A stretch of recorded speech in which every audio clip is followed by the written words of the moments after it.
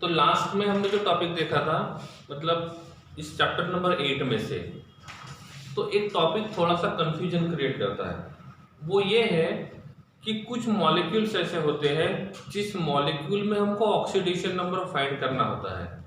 तो oxidation number find क्यों करते हैं? ऑक्सीडेशन नंबर फाइंड करने से हमको ये पता चलता है कि उसका स्ट्रक्चर किस हिसाब से होना चाहिए। जैसे यहाँ पर मैं एक एग्जांपल लेता हूँ और इस एग्जांपल का मॉलिक्यूलर फॉर्मूला लिखता हूँ मैं Fe2O3। मॉलिक्यूलर फॉर्मूला क्या है? Fe2O3। नॉर्मली देखा जाएगा तो यहाँ पे इस ऑक्सीजन का ऑक्सीडेशन नंबर होना चाहिए -2। तो एक ऑक्सीजन का -2 रहेगा तो 3 ऑक्सीजन का -6 रहेगा। राइट साइड में जाएगा तो +6 बनेगा, डिवाइडेड बाय 2, तो एक आयरन का ऑक्सीडेशन नंबर +3 रहेगा। तो एक आयरन का ऑक्सीडेशन नंबर क्या होना चाहिए? +3 होना चाहिए। ठीक है। इफ मैं इसकी स्ट्रक्चर ड्रॉ करने की बात करता हूँ तो इसका स्ट्रक्चर ऐसे ड्रॉ करना होगा कि पूरा मॉलिक्यूल टूटने के बाद Fe के ऊपर एक Fe के ऊपर +3 आना चाहिए और एक ऑक्सीजन के ऊपर -2 आना चाहिए। इफ ऐसा होता है इसका मतलब हमने जो स्ट्रक्चर ड्रॉ किया है वो सही है। तो इसका स्ट्रक्चर क्या रहेगा? Oxygen double bond fluorine Fe, single bond oxygen, single bond Fe, double bond oxygen. क्या ये वाला स्ट्रक्चर सही है? कैसे पता चलेगा? इस बॉन्ड को आप तोड़ के देखो, और जब इस बॉन्ड को आप तोड़ेंगे तो बॉन्ड को तोड़ने के बाद ये देखना होगा कि इसमें ऑक्सीडेशन नंबर कितना आएगा। तो इफ हम पूरे बॉन्ड तोड़ देते हैं और फिर हम लोग इनका ऑक्सीडेशन नंबर देखते हैं तो यहाँ पे Fe का ऑक्सीडेशन नंबर रहेगा +3, इस Fe का ऑक्सीडेशन नंबर रहेगा +3, ये रहेगा -2, ये रहेगा -2, sorry this will be -2 and this will be -2। तो इस प्रकार से हम सभी का ऑक्सीडेशन नंबर फाइंड कर सकते हैं। सही है। दूसरी बात, अभी मैंने इसकी जगह आपको दूसरा मॉलिक्यूल दिया और उस मॉलिक्यूल में आपको फॉर्मूला बता दिया मैंने, दैट इज Na2O। आप इसका स्ट्रक्चर ड्रॉ करके देखो, इसका स्ट्रक्चर ड्रॉ करना है। उसके बाद आपको मतलब इस मेटल का ऑक्सीडेशन नंबर निकालना है, फिर स्ट्रक्चर ड्रॉ करना है। फिर मैं यहाँ पे लिखता हूँ CO2, तो इसमें कार्बन का ऑक्सीडेशन नंबर फाइंड करना है और फिर इसका स्ट्रक्चर ड्रॉ करना है। और तीसरे में हमको यहाँ पे देखना है Fe3O4 का, इनमें Fe का ऑक्सीडेशन नंबर फाइंड करना है और बाद में इसका स्ट्रक्चर ड्रॉ करना है। ठीक है, हो जाओ शुरू।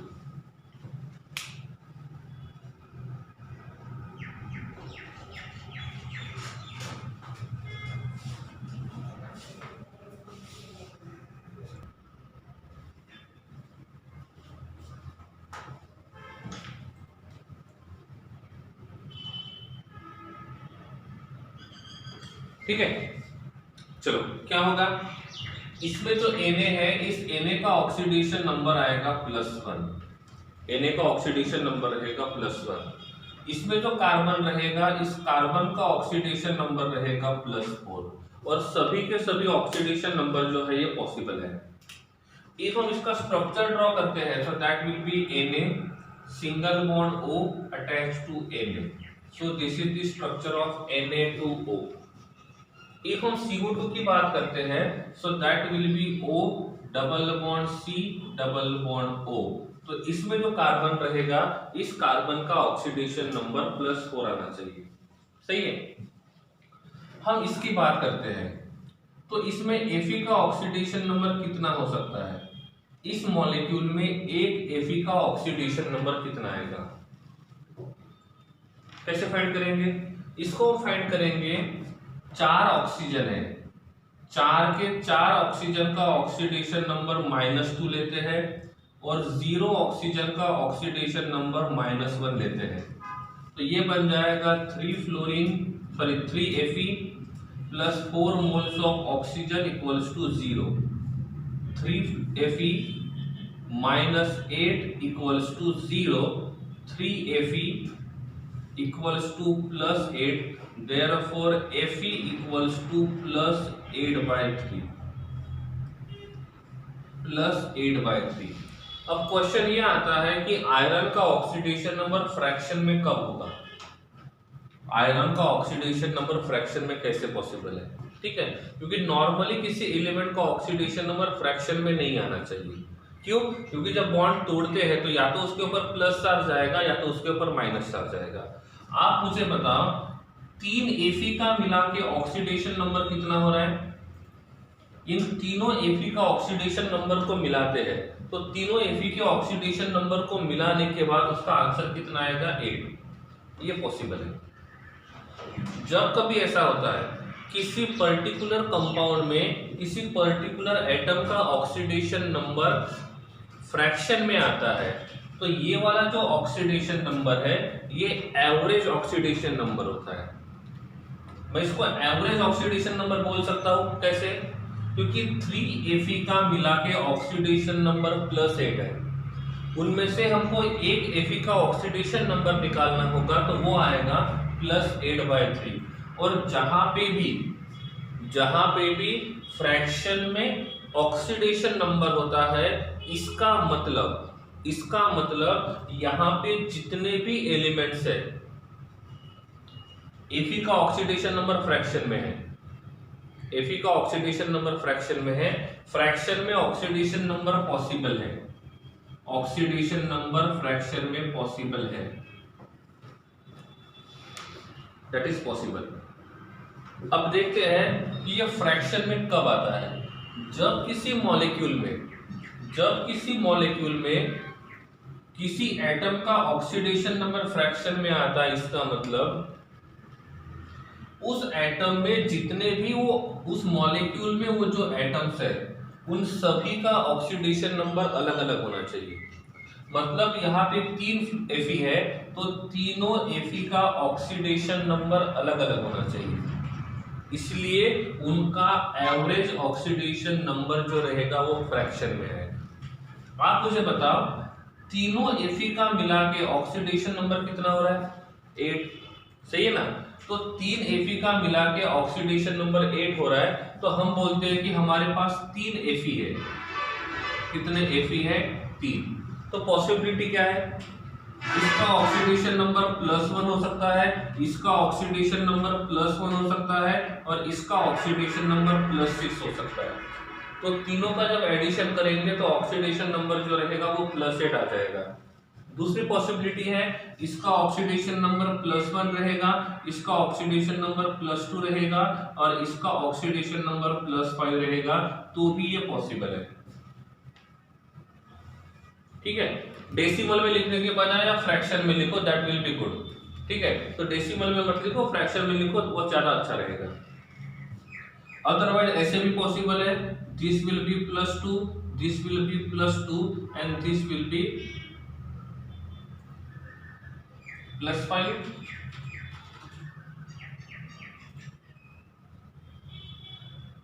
+4 सही है। तो हम इस प्रकार से ऑक्सीडेशन नंबर निकाल सकते हैं। तो ये पॉसिबिलिटीज है।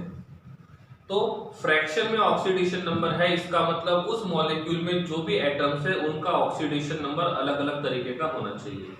तो इस मॉलिक्यूल का स्ट्रक्चर कैसे रहेगा? इस मॉलिक्यूल का स्ट्रक्चर रहेगा Fe अटैच टू ऑक्सीजन।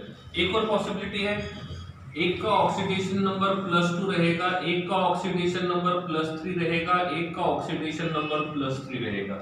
तो ये भी एक पॉसिबिलिटी है। सो दीज आर पॉसिबिलिटीज कि उनका ऑक्सीडेशन नंबर किस प्रकार से हो सकता है। इनकी स्ट्रक्चर देखते हैं तो रियल में इसका जो स्ट्रक्चर होता है Fe3O4 का, तो ये बनता है Fe attach to oxygen attach to Fe attach to oxygen attach to Fe attach to oxygen, Fe attach to oxygen attach to Fe। So this is the structure of Fe3O4। इसको बोलते हैं cage structure, मतलब ring जैसे है तो इसको बोलते हैं हम लोग केज स्ट्रक्चर। तो ये जो केज स्ट्रक्चर है, आप सभी बॉन्ड तोड़ते हो तो इस Fe का ऑक्सीडेशन नंबर कितना आएगा? आप पूरे बॉन्ड को तोड़ते हो तो इस Fe का ऑक्सीडेशन नंबर कितना आएगा? इसका ऑक्सीडेशन नंबर रहेगा +2। कितना रहेगा? +2। आप पूरे बॉन्ड को तोड़ते हो तो इस Fe का ऑक्सीडेशन नंबर रहेगा +3 और इस Fe का ऑक्सीडेशन नंबर रहेगा +3। आप तीनों Fe के ऑक्सीडेशन नंबर का एडिशन करते हो तो वो एडिशन जो रहेगा वो कितना रहेगा +8। तो इसका मतलब होता है तीनों एटम के ऑक्सीडेशन नंबर का जो सम रहेगा वो +8 आना चाहिए और एक एटम का ऑक्सीडेशन नंबर फ्रैक्शन में आना चाहिए। तो किसी भी एटम का ऑक्सीडेशन नंबर फ्रैक्शन में तब आता है जब उसके अंदर जितने भी वो एटम्स प्रेजेंट है सबका ऑक्सीडेशन नंबर डिफरेंट हो, सबका ऑक्सीडेशन नंबर डिफरेंट हो। तो ये भी एक पॉसिबिलिटी होती है। ठीक है, अब यहाँ पे हम लोग एक दूसरा एग्जांपल लेके देखते हैं जिससे हमको ये पता चलेगा। देखो, किसी ने ये सोचा होगा कि सर इसमें पेरोक्साइड बॉन्ड आएगा, किसी ने ये सोचा होगा कि इसमें पेरोक्साइड बॉन्ड आएगा। पेरोक्साइड बॉन्ड तब आता है जब उसका ऑक्सीडेशन नंबर उसके रेंज के बाहर जा रहा है। ये +8/3 है और आयरन जो रहेगा वो +8/3 मतलब 3 से थोड़ा कम है। तो आयरन जो रहेगा वो 3 से ज्यादा ऑक्सीडेशन नंबर शो करता है। इसका मतलब इसमें पेरोक्साइड बॉन्ड नहीं होना चाहिए। क्या नहीं होना चाहिए? पेरोक्साइड बॉन्ड नहीं होना चाहिए, क्योंकि आपको ये पता होना चाहिए पेरोक्साइड बॉन्ड को हम कब यूज करते हैं। पेरोक्साइड बॉन्ड को कब यूज करते हैं? जब किसी का ऑक्सीडेशन नंबर जरूरत से ज्यादा हो रहा है, उसी टाइम पे हम पेरोक्साइड बॉन्ड को यूज करेंगे। एग्जांपल में लिखता हूं C3O2। क्या लिखते हैं? C3O2। तो नॉर्मली एक ऑक्सीजन का ऑक्सीडेशन नंबर कितना होता है? -2। ऐसे 2 ऑक्सीजन यहाँ पे है। कितने ऑक्सीजन? 2। तो क्या होगा? 3 moles of carbon plus 2 moles of oxygen equals to 0। 3 moles of carbon -4 equals to 0। So 3 moles of carbon का ऑक्सीडेशन नंबर रहेगा +4। तो ये जो ऑक्सीडेशन नंबर है कार्बन का, ये 3 कार्बन का ऑक्सीडेशन नंबर है या 1 कार्बन का? So this is the oxidation number of 3 carbon or 1 carbon. This is the oxidation number of 3 carbon. तो हम बोल सकते हैं 3 कार्बन के ऑक्सीडेशन नंबर का सम जो रहेगा ये +4 रहेगा। ठीक है, तो इफ हम यहाँ पे 1 कार्बन का ऑक्सीडेशन नंबर निकालते हैं तो +4/3 आएगा। मतलब यहाँ पे भी ऑक्सीडेशन नंबर कार्बन का कितना आ रहा है? फ्रैक्शन में आ रहा है। तो जब भी किसी का ऑक्सीडेशन नंबर फ्रैक्शन में आता है तो उससे क्या सीखना है हमको? इससे ये सीखना है कि यहाँ पे जो कार्बन है, कितने कार्बन है? 3। तीनों कार्बन का ऑक्सीडेशन नंबर डिफरेंट हो सकता है, या तो तीनों में से 2 कार्बन का ऑक्सीडेशन नंबर डिफरेंट हो सकता है और 1 कार्बन का ऑक्सीडेशन नंबर सेम हो सकता है। ठीक है, तो इसका जो स्ट्रक्चर होता है O double bond carbon, single bond carbon, single bond carbon, double bond O। क्या ये स्ट्रक्चर पॉसिबल है? क्या ये वाला स्ट्रक्चर पॉसिबल है? कैसे पता चलेगा? ये पता चलेगा वैलेंसी से। कार्बन का वैलेंसी कितना है? कार्बन का वैलेंसी 4 है, तो कार्बन ने 4 बॉन्ड बनाने चाहिए। क्या यहाँ पे कार्बन ने 4 बॉन्ड बनाए? नहीं, कार्बन ने 4 बॉन्ड नहीं बनाए। इसका मतलब ये वाला स्ट्रक्चर पॉसिबल नहीं है। क्लियर है? यहाँ पे भी कार्बन ने 2 ही बॉन्ड बनाए, यहाँ पे कार्बन ने 3 ही बॉन्ड बनाए। तो जितना इनका नॉर्मल वैलेंसी है उस नॉर्मल वैलेंसी से ये कम बॉन्ड बना रहे हैं, इसलिए मैं एक और बॉन्ड यहाँ पे बढ़ा रहा हूं। क्या अब ये स्ट्रक्चर पॉसिबल है? क्या अब ये स्ट्रक्चर पॉसिबल है? पता कैसे चलेगा? कार्बन का वैलेंसी 2 सेटिस्फाइड है, ऑक्सीजन का वैलेंसी 2 सेटिस्फाइड है, कार्बन का वैलेंसी 4 सेटिस्फाइड, कार्बन का वैलेंसी 4 सेटिस्फाइड, कार्बन का वैलेंसी 4 सेटिस्फाइड और ऑक्सीजन का वैलेंसी भी सेटिस्फाइड है। अब क्या करेंगे? हम सभी बॉन्ड को तोड़ के देखते हैं। इफ हम सभी बॉन्ड को तोड़ते हैं तो इस ऑक्सीजन का ऑक्सीडेशन नंबर -2 रहेगा। क्या रहेगा? -2 रहेगा। इस कार्बन का ऑक्सीडेशन नंबर कितना आना चाहिए? इस कार्बन का ऑक्सीडेशन नंबर कितना आना चाहिए? +2, -2, +4, -4 और 0 कितना आना चाहिए? तो इस कार्बन का ऑक्सीडेशन नंबर रहेगा +2। कितना रहेगा? +2। इस कार्बन का ऑक्सीडेशन नंबर कितना आना चाहिए? इस कार्बन का ऑक्सीडेशन नंबर कितना आएगा? कितना आएगा? That will B 0। इस कार्बन का ऑक्सीडेशन नंबर +2 रहेगा और इनका ऑक्सीडेशन नंबर -2 रहेगा। ठीक है, तो इस प्रकार से हमारे पास 3 कार्बन है। 3 कार्बन में से 2 कार्बन का ऑक्सीडेशन नंबर +2 है और 1 कार्बन का ऑक्सीडेशन नंबर +1 है। जब किसी मॉलिक्यूल में सिमिलर एटम्स होते हैं और सिमिलर एटम्स का ऑक्सीडेशन नंबर डिफरेंट होता है तो उनका एवरेज ऑक्सीडेशन नंबर हमेशा फ्रैक्शन में आता है, और इसीलिए यहाँ पे भी उनका एवरेज ऑक्सीडेशन नंबर किसमें आया था? फ्रैक्शन में। ठीक है, तो जब भी आपको ऐसा लगता है कि किसी का ऑक्सीडेशन नंबर फ्रैक्शन में है तो ये मान के चलो कि यहाँ पे जो रहेगा वो डिफरेंट ऑक्सीडेशन नंबर हो सकता है। ठीक है, सो this is the possible structure. सही है, तो ये होता है फ्रैक्शन में ऑक्सीडेशन नंबर के बारे में। इसके बारे में फ्रैक्शन में ऑक्सीडेशन नंबर किस प्रकार से होता है। ठीक है,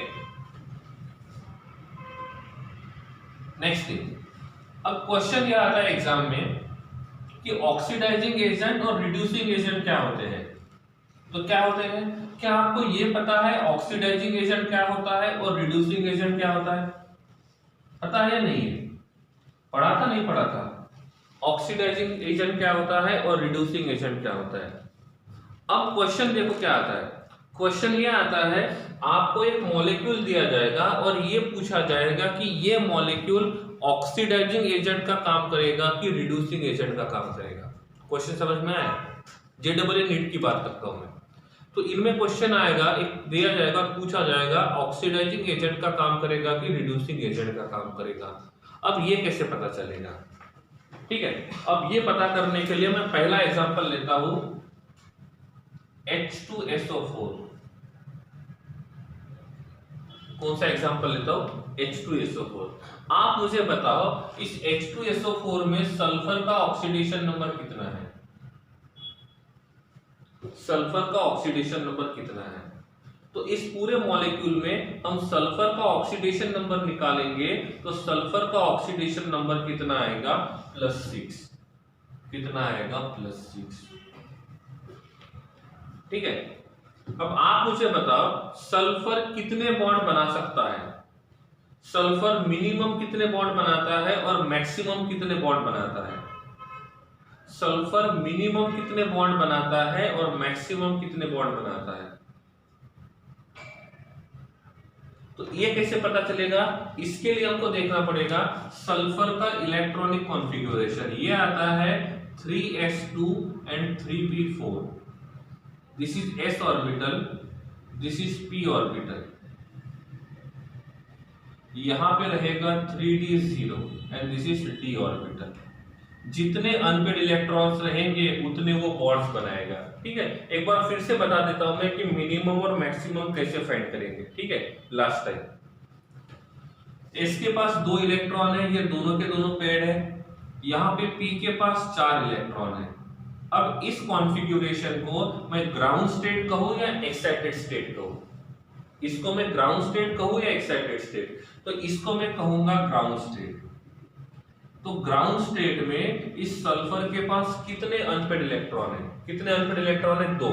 इसका मतलब ये 2 बॉन्ड बनाएगा। कितना बनाएगा? 2 बॉन्ड। और जब वो ग्राउंड स्टेट में होता है तो उसमें ये दोनों ऑक्सीडेशन नंबर शो करता है, पॉजिटिव भी शो करता है और नेगेटिव भी शो करेगा। ग्राउंड स्टेट में पॉजिटिव नेगेटिव दोनों पॉसिबल है, एक्साइटेड स्टेट में पॉसिबल पॉजिटिव होता है। इफ हम इसको एक्साइटेड स्टेट 1 में लेके जाते हैं, इफ हम एक्साइटेड स्टेट 1 में लेके जाते हैं तो क्या होगा? यहाँ का जो p का इलेक्ट्रॉन है वो d में चला गया।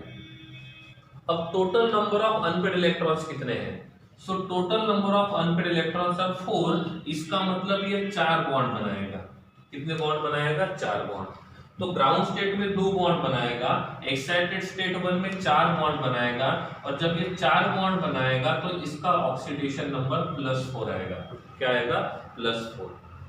ठीक है, क्या अभी भी इसके पास लोन पेयर है? क्या अभी भी इसके पास लोन पेयर है? एक्साइटेड स्टेट 1 में भी इसके पास लोन पेयर है। यस, यहाँ पे एक लोन पेयर है और इस लोन पेयर को हम लोग अनपेड में कन्वर्ट कर सकते हैं। तो जब इस लोन पेयर को हम अनपेड में कन्वर्ट करेंगे तो इसको बोलेंगे एक्साइटेड स्टेट 2। तो एक्साइटेड स्टेट 2 में total number of unpaid electrons कितने हैं? So total number of unpaired electron 6 है, तो इसका ऑक्सीडेशन नंबर जो रहेगा वो +6 रहा। कितना रहा? +6। अब आप मुझे बताओ सल्फर का मिनिमम ऑक्सीडेशन नंबर कितना है? सल्फर का मिनिमम ऑक्सीडेशन नंबर कितना है? -2। और मैक्सिमम कितना है? +6। मैक्सिमम कितना है? +6। तो रेंज क्या हुआ? -2, -1, 0, +1, +2, +3, +4, +5 और +6। तो these are possible oxidation state of sulphur. सही है, ये सल्फर के पॉसिबल ऑक्सीडेशन स्टेट है। यहां तक क्लियर है? अब आप मुझे बताओ अभी जो सल्फर है इसका ऑक्सीडेशन नंबर कितना है? +6। अभी इसका ऑक्सीडेशन नंबर कितना है? +6। मतलब वो यहां पे है। तो यहां से वो सल्फर अब लेफ्ट साइड में जा सकता है कि राइट साइड में? यहां पे जो सल्फर है अब यहां पे बैठा है। अब सल्फर यहां से लेफ्ट साइड में जा सकता है कि राइट साइड में? कहां पे जाएगा? लेफ्ट में। मतलब सल्फर +6 से +5 में आ सकता है। और जब सल्फर +6 से +5 में आएगा तो उसका ऑक्सीडेशन नंबर कम होगा। और जब +6 से +5 में आएगा उसका ऑक्सीडेशन नंबर कम होगा। इसका मतलब इस रिएक्शन को बोलेंगे रिडक्शन रिएक्शन। इस रिएक्शन को बोलेंगे रिडक्शन रिएक्शन। इसका मतलब यहां से यहां पे सल्फर का रिडक्शन हुआ है, तो ये सल्फर किसका काम करेगा? ऑक्सीडाइजिंग एजेंट का काम करेगा। किसका काम करेगा? ऑक्सीडाइजिंग एजेंट का। जब किसी का रिडक्शन होता है तो वो ऑक्सीडाइजिंग एजेंट का काम करता है, जब किसी का ऑक्सीडेशन होता है तो वो रिड्यूसिंग एजेंट का काम करेगा। तो यहां पे +6 वाले का ओनली ऑक्सीडेशन हो सकता है, ओनली रिडक्शन हो सकता है। +6 वाले में क्या पॉसिबिलिटी है? ओनली ऑक्सीडेशन, ओनली रिडक्शन और बोथ। दोनों पॉसिबिलिटी है या एक ही? Only one possibility is there and that is called as reduction. और इसका रिडक्शन हो रहा है और इसीलिए यहां पे जो सल्फर है वो किसका काम करेगा? ऑक्सीडाइजिंग एजेंट का। सपोज मैं ये मान के चलता हूं कि मेरे पास जो सल्फर है ये +2 है। सपोज मेरे पास जो सल्फर है वो सल्फर +2 में है। क्या ये सल्फर +2 से +4 में जा सकता है? पॉसिबल है। ये रेंज में है कि रेंज के बाहर है? रेंज में है, मतलब पॉसिबल है। तो इफ ये सल्फर +2 से +4 में गया तो उसका ऑक्सीडेशन नंबर बढ़ा। और जब उसका ऑक्सीडेशन नंबर बढ़ेगा तो इस रिएक्शन को बोलेंगे ऑक्सीडेशन रिएक्शन। क्या बोलेंगे? Oxidation reaction.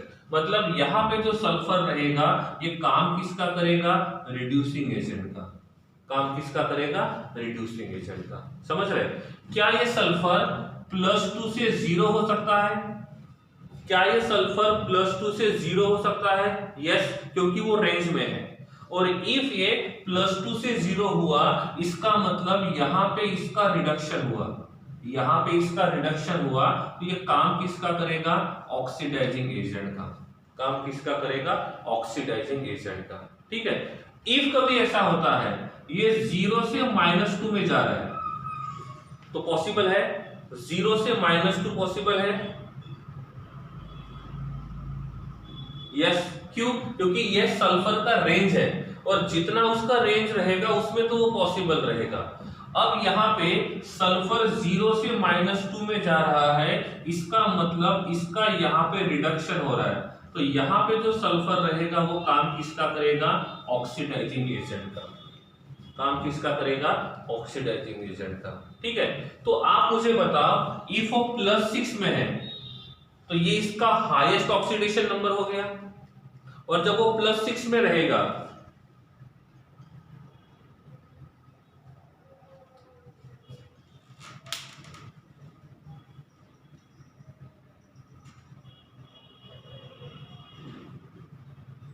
तो इसमें जो सल्फर है, इस सल्फर का हाईएस्ट ऑक्सीडेशन नंबर कितना हो गया? यहां पे जो हमारे पास सल्फर है, इस सल्फर का हाईएस्ट ऑक्सीडेशन नंबर कौन सा हो गया? +6। सही है। तो यहां पे इफ हम ऑक्सीडेशन नंबर +6 मान के चलते हैं,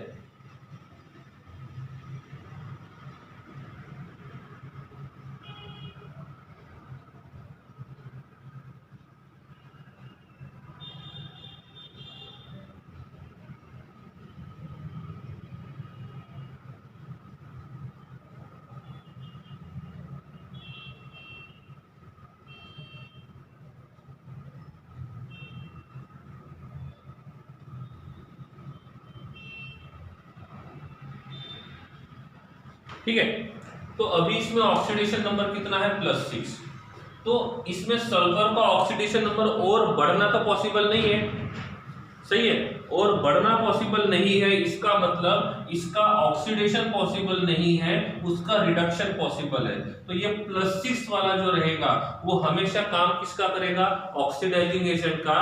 ये +2 से और कम हो सकता है क्या? ऑक्सीडेशन नंबर +2 से -2 से और कम हो सकता है क्या? ऑक्सीडेशन नंबर -2 से और कम हो सकता है? नो। मतलब इफ किसी का ऑक्सीडेशन नंबर -2 है तो वो उससे कम पॉसिबल नहीं है, और उससे कम होना पॉसिबल नहीं है, इसका मतलब इसका रिडक्शन पॉसिबल नहीं है, इसका ऑक्सीडेशन पॉसिबल है। ठीक है। तो इससे सीखना ऐसे है कि इफ कोई हाईएस्ट ऑक्सीडेशन नंबर पे होता है, इफ कोई हाईएस्ट ऑक्सीडेशन नंबर में होता है तो उसका ऑक्सीडेशन पॉसिबल है या रिडक्शन पॉसिबल है? इफ कोई हाईएस्ट ऑक्सीडेशन नंबर में होता है तो उसका ऑक्सीडेशन पॉसिबल है या रिडक्शन पॉसिबल है? उसका रिडक्शन पॉसिबल है। और इफ उसका रिडक्शन पॉसिबल है तो वो काम किसका करेगा? ऑक्सीडाइजिंग एजेंट का। काम किसका करेगा? ऑक्सीडाइजिंग एजेंट का। सपोज हम ये मान के चलते हैं कि ये लोवेस्ट ऑक्सीडेशन स्टेट में है। इफ ये लोवेस्ट ऑक्सीडेशन स्टेट में है तो इसका रिडक्शन पॉसिबल है कि ऑक्सीडेशन पॉसिबल है? इसका रिडक्शन पॉसिबल है कि ऑक्सीडेशन पॉसिबल है? इसका ओनली ऑक्सीडेशन पॉसिबल है। और इफ इसका ऑक्सीडेशन पॉसिबल रहेगा तो ये काम किसका करेगा? रिड्यूसिंग एजेंट का। काम किसका करेगा? रिड्यूसिंग एजेंट का। यहां पे हम +2 की बात करते हैं तो +2 का ऑक्सीडेशन पॉसिबल है कि रिडक्शन पॉसिबल है? +2 का ऑक्सीडेशन पॉसिबल है कि रिडक्शन पॉसिबल है? और +2 का ऑक्सीडेशन भी पॉसिबल है और रिडक्शन भी पॉसिबल है। क्यों? क्योंकि ये मीडियम रेंज में आता है। क्योंकि ये मीडियम रेंज में आता है। तो जो मीडियम रेंज में आते हैं उनका ऑक्सीडेशन और रिडक्शन दोनों पॉसिबल होता है। और जब ये दोनों पॉसिबल होंगे तो ये ऑक्सीडाइजिंग एजेंट और रिड्यूसिंग एजेंट दोनों का काम करेंगे। वो काम किसका करेंगे? दोनों का करेंगे। समझा नहीं समझा? क्लियर है? तो हम यहां से पता लगा सकते हैं कि कौन ऑक्सीडाइजिंग एजेंट का काम करेगा और कौन रिड्यूसिंग एजेंट का काम करेगा। क्लियर है? समझ में आ रहा है? तो ये सिंपल एक ट्रिक है जहां से हम ये पता कर सकते हैं कि कौन ऑक्सीडाइजिंग एजेंट का काम करेगा, कौन रिड्यूसिंग एजेंट का। मैं डायरेक्टली इतना भी लिखता तो भी काम हो जाता। मैं इस सल्फर का एग्जांपल लेके मैंने आपको बता दिया। मैंने सल्फर का एग्जांपल लेके आपको इतना कुछ बता दिया ताकि आपको ये समझ में आ जाएगा कि मीडियम रेंज के साथ क्या पॉसिबिलिटी है, हाईएस्ट रेंज के पास, हायर के पास क्या पॉसिबिलिटी है और लोअर में क्या पॉसिबिलिटी है। समझा नहीं समझा? ठीक है। अब मैं आपको पूछता हूं, मेरे पास है सल्फर मोनोऑक्साइड, मेरे पास है सल्फर मोनोऑक्साइड। अब मैं आपको क्वेश्चन पूछता हूं, ये सल्फर मोनोऑक्साइड ऑक्सीडाइजिंग एजेंट का काम करेगा, रिड्यूसिंग एजेंट का काम करेगा या दोनों का काम करेगा? ये सल्फर मोनोऑक्साइड जो रहेगा ये ऑक्सीडाइजिंग एजेंट का काम करेगा, रिड्यूसिंग एजेंट का काम करेगा या दोनों का? पता कहां से चला? सल्फर का ऑक्सीडेशन नंबर +2 है और सल्फर का रेंज क्या है? सल्फर का रेंज है -2 से लेकर +6। तो ना ही ये हाईएस्ट है ना ही ये लोवेस्ट है। इसका मतलब ये ऑक्सीडेशन नंबर जो रहेगा वो मीडियम रेंज में है। और जो मीडियम रेंज में होता है ये दोनों का काम करेगा, ऑक्सीडाइजिंग एजेंट और रिड्यूसिंग एजेंट।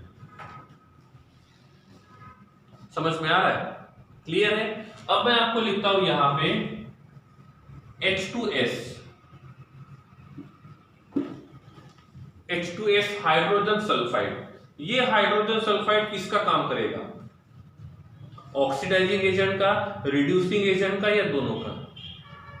आपको ये नहीं बताना है कि ऑक्सीडेशन हो रहा है कि रिडक्शन हो रहा है, आपको सिर्फ ये बताना है ये काम किसका करेगा, ऑक्सीडाइजिंग एजेंट, रिड्यूसिंग एजेंट। ठीक है, आप सिंपल OA या तो RA लिख सकते हो, पूरा लिखने की जरूरत नहीं है। कैसे पता चलेगा? इसके लिए हम क्या करेंगे, हाइड्रोजन का ऑक्सीडेशन नंबर +1 तो सल्फर का ऑक्सीडेशन नंबर -2। तो यहां पे जो सल्फर है ये लोवेस्ट ऑक्सीडेशन नंबर में है, और जब ये लोवेस्ट ऑक्सीडेशन नंबर में रहेगा तो इसका ऑक्सीडेशन पॉसिबल है, रिडक्शन पॉसिबल नहीं है। और इफ इसका ऑक्सीडेशन पॉसिबल रहेगा तो ये काम किसका करेगा, रिड्यूसिंग एजेंट का। काम किसका करेगा, रिड्यूसिंग एजेंट का। समझ गए मेरी बात?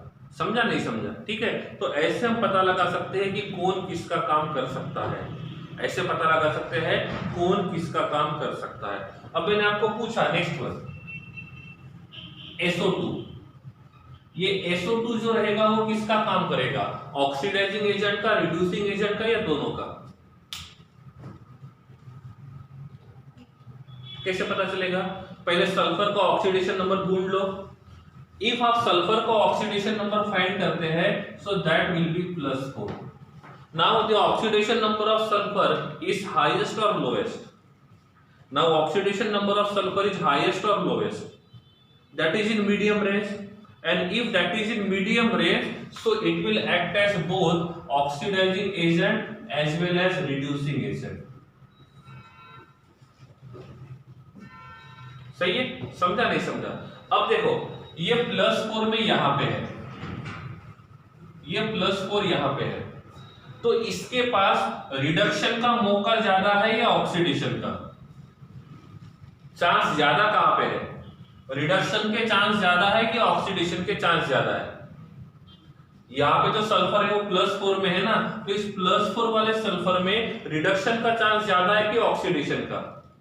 मतलब ये सल्फर +4 से इधर ज्यादा वैल्यू पॉसिबल है या राइट साइड में वैल्यू ज्यादा पॉसिबल है? तो लेफ्ट साइड में ज्यादा वैल्यू पॉसिबल है, और लेफ्ट साइड में ज्यादा वैल्यू पॉसिबल रहेंगे, इसका मतलब इसका रिडक्शन इजीली हो सकता है। ऐसा नहीं कि ऑक्सीडेशन नहीं होगा। अब मुझे बता, अभी ये +4 में है, यहाँ पे राइट साइड में 2 ही वैल्यू पॉसिबल है, लेफ्ट साइड में ज्यादा वैल्यू पॉसिबल है। इसका मतलब इसका रिडक्शन होने का चांस ज्यादा है, ऑक्सीडेशन होने का चांस कम है। मैं ये नहीं बोल रहा हूं कि ऑक्सीडेशन नहीं होगा, मैं कंपेयर कर रहा हूं। तो इसमें रिडक्शन का पॉसिबिलिटी ज्यादा है, ऑक्सीडेशन का पॉसिबिलिटी कम है, और इसीलिए जब ये दोनों का काम करेगा, दोनों में से ये ऑक्सीडाइजिंग एजेंट का काम ज्यादा करेगा और रिड्यूसिंग एजेंट का काम कम करेगा। इफ कंपेयर करने के लिए बोलते हैं तो आप ऐसा लिख सकते हो, अदरवाइज आपने ये लिखा कि ये दोनों का काम करता है तो भी कोई प्रॉब्लम नहीं है, that is good, that is good. समझा नहीं समझा? ठीक है, अब मैं आपको पूछता हूं, मेरे पास चौथा जो एग्जांपल है वो है SOCl2। आप मुझे बताओ ये SOCl2 किसका काम करेगा? प्रॉपर्टी हमेशा सेंट्रल एटम के हिसाब से होती है। ये SOCl2 जो रहेगा वो काम किसका करेगा, ऑक्सीडाइजिंग एजेंट का या रिड्यूसिंग एजेंट का, या दोनों का काम करेगा? कैसे पता चलेगा? पहले आप सल्फर का ऑक्सीडेशन नंबर निकालो। यहां पे सल्फर का ऑक्सीडेशन नंबर कितना है, सल्फर का ऑक्सीडेशन नंबर कितना है? यहाँ पे जो सल्फर है इसका ऑक्सीडेशन नंबर कितना आ रहा है, +4, और इफ इसका ऑक्सीडेशन नंबर +4 रहेगा तो ये दोनों का काम करेगा, ऑक्सीडाइजिंग एजेंट का भी काम करेगा, साथ में ये रिड्यूसिंग एजेंट का भी काम करेगा। ठीक है, तो ऐसे होता है मैक्सिमम और मिनिमम रेंज का क्राइटेरिया, जहां से हम ये आइडेंटिफाई कर सकते हैं कि कौन ऑक्सीडाइजिंग एजेंट का काम करेगा और कौन रिड्यूसिंग एजेंट का काम करेगा। अब मैं यहां पे लिखता हूं CO2, ये CO2 जो रहेगा ये काम किसका करेगा, ऑक्सीडाइजिंग एजेंट का या रिड्यूसिंग एजेंट का? पता कहां से चलेगा? आप सबसे पहले कार्बन का ऑक्सीडेशन नंबर निकालो, तो कार्बन का ऑक्सीडेशन नंबर रहेगा +4, सही है। अब +4 में कार्बन आता है ग्रुप नंबर 14 में, ग्रुप नंबर 14 का रेंज है -4 टू +4, ग्रुप नंबर 14 का रेंज क्या है, -4 टू +4। तो यहां पे जो कार्बन है, इसके पहले जो सल्फर के लिए देखा था वो सल्फर ग्रुप नंबर 16 में आता है, यहाँ पे जो कार्बन है ये कार्बन ग्रुप नंबर 14 में आता है। तो ग्रुप नंबर 14 का जो रेंज है ये -2 से लेकर -4 से +4 है, और यहाँ पे जो कार्बन है वो हाईएस्ट ऑक्सीडेशन नंबर में है, मतलब कार्बन का फिर से ऑक्सीडेशन पॉसिबल नहीं है। तो यहाँ पे जो रहेगा ये काम किसका करेगा, ऑक्सीडाइजिंग एजेंट का, काम किसका करेगा, ऑक्सीडाइजिंग एजेंट का। इफ मैंने पूछा कार्बन मोनोऑक्साइड किसका काम करेगा, कार्बन मोनोऑक्साइड किसका काम करेगा, ऑक्सीडाइजिंग एजेंट का, रिड्यूसिंग एजेंट का, या दोनों का? कैसे पता चलेगा? यहाँ पे जो कार्बन है इसका ऑक्सीडेशन नंबर +2 है, और इफ इसका ऑक्सीडेशन नंबर +2 रहेगा इसका मतलब ये दोनों का काम करेगा, क्योंकि रेंज क्या है, -4 से लेकर +4। समझा नहीं समझा? अब मैं पूछता हूं HNO3 ये किसका काम करेगा, ये नाइट्रोजन के हिसाब से है, तो ये HNO3 जो रहेगा ये ऑक्सीडाइजिंग एजेंट का काम करेगा या रिड्यूसिंग एजेंट का काम करेगा? कैसे पता चलेगा? आप पहले नाइट्रोजन का ऑक्सीडेशन नंबर निकालो, यहां पे नाइट्रोजन का ऑक्सीडेशन नंबर कितना आएगा, फाइंड करो। इसमें नाइट्रोजन का ऑक्सीडेशन नंबर कितना आएगा, तो नाइट्रोजन का ऑक्सीडेशन नंबर आएगा +5। अब नाइट्रोजन कौन से ग्रुप में आता है, कौन से ग्रुप में आता है, नाइट्रोजन आता है ग्रुप नंबर 15 में, और ग्रुप नंबर 15 का रेंज होता है -3 से लेकर +5। क्या होता है, -3 से लेकर +5। तो ग्रुप नंबर 15 का रेंज है -3 से लेकर +5, और यहाँ पे नाइट्रोजन +5 में है। इसका मतलब नाइट्रोजन जो रहेगा ये हाईएस्ट ऑक्सीडेशन नंबर में है, इसमें है हाईएस्ट ऑक्सीडेशन नंबर में, और जो हाईएस्ट ऑक्सीडेशन नंबर में होता है वो किसका काम करता है, ऑक्सीडाइजिंग एजेंट का। तो यहाँ पे जो HNO3 है it act as a oxidising agent, किसका काम करेगा, ऑक्सीडाइजिंग एजेंट का काम करेगा। समझा नहीं समझा? ठीक है, आगे बढ़ते हैं। आगे बढ़ने के बाद मैं आपको पूछता हूं HNO2, ये HNO2 जो रहेगा ये काम किसका करेगा, ऑक्सीडाइजिंग एजेंट का कि रिड्यूसिंग एजेंट का?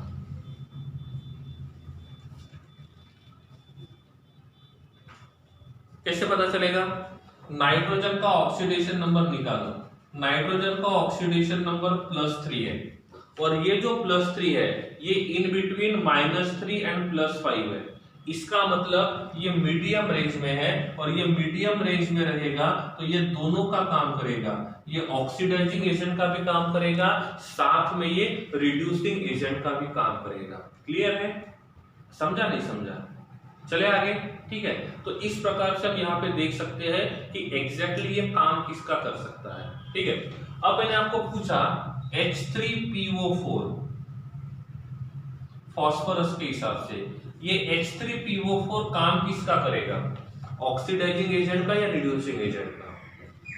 H3PO4 जो है ये काम किसका करेगा, ऑक्सीडाइजिंग एजेंट का या रिड्यूसिंग एजेंट का? ये आपको फास्फोरस के हिसाब से देखना है, ये आपको फास्फोरस के हिसाब से देखना है। तो यहाँ पे फास्फोरस का ऑक्सीडेशन नंबर आता है +5, फास्फोरस आता है ग्रुप नंबर 15 में, ये ग्रुप नंबर 15, और ग्रुप नंबर 15 का रेंज क्या है, -3 से लेकर +5। इसका मतलब यहाँ पे जो मॉलिक्यूल है ये हाईएस्ट ऑक्सीडेशन नंबर में है। इफ ये हाईएस्ट ऑक्सीडेशन नंबर में है इसका मतलब ये काम किसका करेगा, ऑक्सीडाइजिंग एजेंट का। इफ मैं यहाँ पे लिखता हूं H3PO3 या तो H3PO2, तो इसमें फास्फोरस के हिसाब से जाके सेंट्रल एटम के हिसाब से तो ये वाला मॉलिक्यूल किसका काम करेगा, ऑक्सीडाइजिंग एजेंट का कि रिड्यूसिंग एजेंट का? कैसे पता चलेगा? आपको पहले फास्फोरस का ऑक्सीडेशन नंबर ढूंढना होगा। बताओ मुझे ऑक्सीडेशन नंबर कितना है, बताओ मुझे ऑक्सीडेशन नंबर कितना है, कितना है? +1। इफ इसका ऑक्सीडेशन नंबर +1 है तो क्या ये रेंज के अंदर है या रेंज के बाहर है? इन बिटवीन द रेंज है, और इन बिटवीन द रेंज होने की वजह से ये oxidising agent as well as reducing agent का काम करेगा। समझा नहीं समझा? ऐसे बहुत सिंपल क्वेश्चन आते हैं। अब मैं आपको पूछता हूं HClO4 Cl के हिसाब से ये HClO4 जो रहेगा वो किसका काम कर सकता है, ऑक्सीडाइजिंग एजेंट का काम कर सकता है या रिड्यूसिंग एजेंट का काम कर सकता है, या दोनों का काम करेगा? HClO4 किसका काम करेगा, ऑक्सीडाइजिंग एजेंट का या रिड्यूसिंग एजेंट का?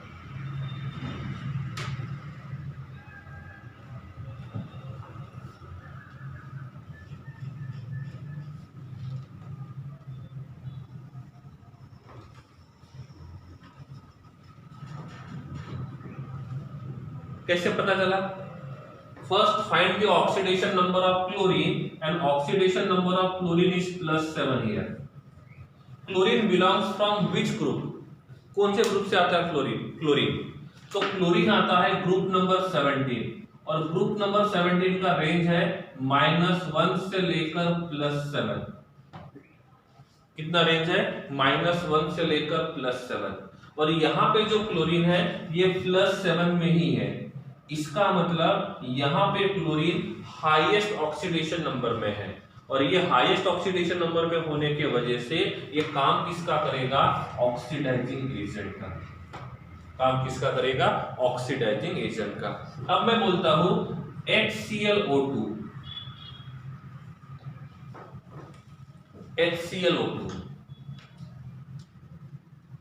ये किसका काम करेगा? HClO2 ये किसका काम करेगा? दोनों का काम करेगा। कैसे पता चला? यहां पे आप इसका ऑक्सीडेशन नंबर निकालोगे तो ये कितना आएगा, +3। और क्लोरीन का रेंज क्या है? क्लोरीन का रेंज है -1 से लेकर +7, और इफ ये रेंज के इन बिटवीन है, इसका मतलब ये काम दोनों के करेगा। किसका काम करना चाहिए? ये दोनों का काम करना चाहिए। इसलिए हम इसको बोलते हैं कि ये ऑक्सीडाइजिंग एजेंट और रिड्यूसिंग एजेंट ये दोनों का काम कर सकता है। किसका काम कर सकता है? दोनों का काम कर सकता है। ठीक है। अब मैंने आपको पूछा, मेरे पास MnO2 है, ये MnO2 काम किसका करेगा, ऑक्सीडाइजिंग एजेंट का या रिड्यूसिंग एजेंट का? ये MnO2 काम किसका करेगा, ऑक्सीडाइजिंग एजेंट का या रिड्यूसिंग एजेंट का? ये पता करने के लिए आपको Mn का ऑक्सीडेशन नंबर ढूंढना होगा, और Mn का ऑक्सीडेशन नंबर कितना आता है? Mn का ऑक्सीडेशन नंबर आता है +4। Mn का ऑक्सीडेशन नंबर आता है +4। अब Mn जो है इसका रेंज क्या है? Mn का रेंज क्या है? Scandium, titanium, vanadium, chromium, manganese, इसका रेंज क्या है? इसका रेंज है +2 से लेकर +7 के बीच में। +2 से +7 के बीच में। कैसे पता चलेगा? इस Mn का इलेक्ट्रॉनिक कॉन्फ़िगरेशन है 4s2 3d5। तो मिनिमम ऑक्सीडेशन नंबर का फॉर्मूला है total number of electron with s orbital, तो मिनिमम ऑक्सीडेशन नंबर है +2। मैक्सिमम का फॉर्मूला है total number of electrons with s and total number of unpaired electron with d। d के पास 5 orbital है, 1 2 3 4 5, और पांचों के पांचों इलेक्ट्रॉन अनपेड है, तो ये 5 और ये 2 कितने हो गए, 7। तो इसका मैक्सिमम ऑक्सीडेशन नंबर जो रहेगा वो कितना रहेगा, +7।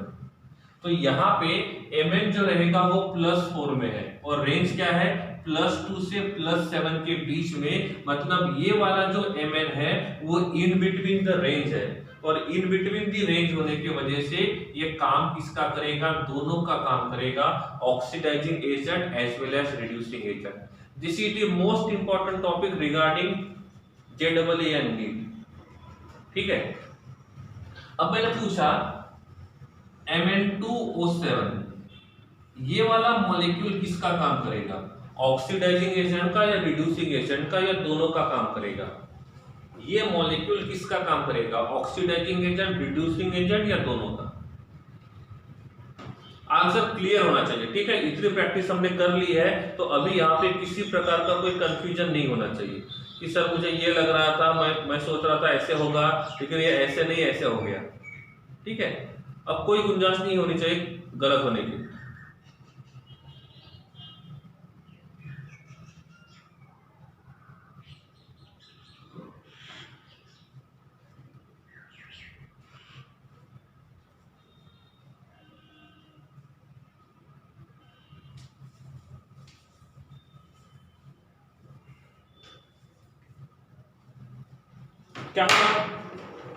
क्या होगा, सबसे पहले हम ऑक्सीडेशन नंबर को ढूंढेंगे।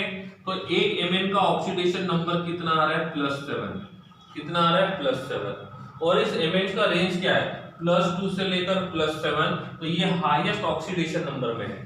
और इफ ये हाईएस्ट ऑक्सीडेशन नंबर में रहेगा, इसका मतलब ये काम किसका करेगा, ऑक्सीडाइजिंग एजेंट का काम करेगा। काम किसका करेगा, ऑक्सीडाइजिंग एजेंट का। अब मैंने आपको बोला है मेरे पास यहाँ पे NH3 है नाइट्रोजन के हिसाब से, तो यहाँ पे जो NH3 है ये किसका काम कर सकता है, ये NH3 जो रहेगा ये किसका काम कर सकता है, ऑक्सीडाइजिंग एजेंट का, रिड्यूसिंग एजेंट का या दोनों का।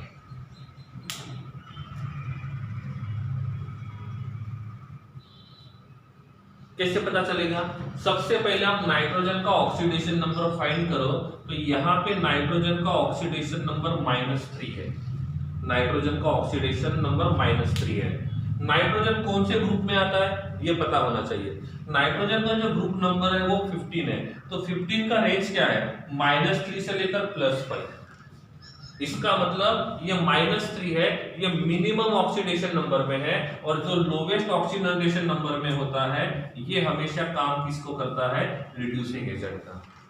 देखो कुछ बातें मैंने स्टार्टिंग में आपको बोला था, जितना बेसिक पढ़ना था यहाँ तक हो गया है। अभी हम जितना पढ़े थे उसको यूज करने का टाइम आ गया। ये चैप्टर लास्ट था जिसमें हमको बेसिक्स पढ़ने थे, अभी जितना पढ़ा उसको यूज करेंगे। ये सब मैंने आपको स्टार्टिंग में बोला था कि कौन से ग्रुप का ऑक्सीडेशन नंबर का रेंज क्या रहेगा, कौन से ग्रुप में कितने बॉन्ड बना सकते हैं, ग्राउंड स्टेट में कितना रहेगा, एक्साइटेड स्टेट 1 में कितना रहेगा, एक्साइटेड स्टेट 2 में कितना रहेगा। अब उन सभी कंसेप्ट को यूज करने का वक्त आ गया है। तो इनडायरेक्टली ये मान के चल सकते हो कि जितना भी बेसिक पढ़ना था वो क्लियर हो गया है। अब यूटिलाइज करेंगे। तो ये NH3 का आंसर हम यहां से देख सकते हैं। अब मैंने आपको पूछा नंबर 2 FeCl2। ये FeCl2 जो रहेगा वो किसका काम करेगा, ऑक्सीडाइजिंग एजेंट का या रिड्यूसिंग एजेंट का। चटाक से आंसर आना चाहिए, टाइम नहीं लगना चाहिए। आंसर के लिए बिल्कुल टाइम नहीं लगना चाहिए। ऑक्सीडेशन नंबर फाइंड करो, रेंज फाइंड करो, रेंज में इन बिटवीन रहेगा तो ठीक है, हाईएस्ट या लोवेस्ट से पता चल जाएगा।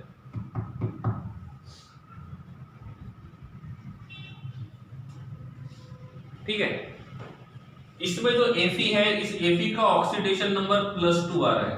कितना आ रहा है, +2। आप मुझे बताओ आयरन का रेंज क्या है, आयरन का रेंज क्या है। आयरन का जो रेंज है ये है +2 से लेकर +6। कितना है, +2 से लेकर +6। कैसे पता चला, आयरन का जो इलेक्ट्रॉनिक कॉन्फ़िगरेशन है ये ऐसे है। तो क्या होगा, क्या होगा, minimum oxidation number +2, maximum unpaired electron 4 और ये तो 6। तो इसका रेंज रहेगा -2 से लेकर +6।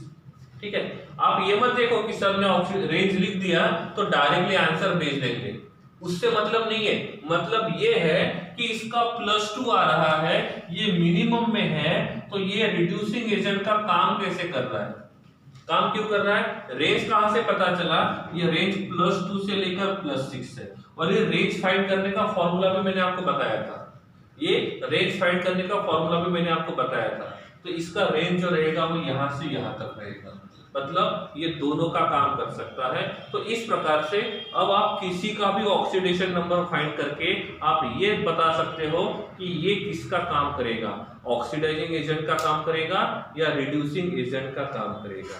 ठीक है, क्लियर है।